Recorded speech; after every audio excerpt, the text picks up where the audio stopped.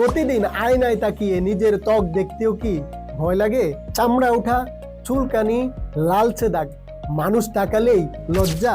Psoriasis শুধু ত্বকের রোগ নয়, এটা আত্মবিশ্বাস হারায়, সম্পর্কে দূরত্ব তৈরি করে, এমনকি মানসিক শান্তিও কেড়ে নেয়।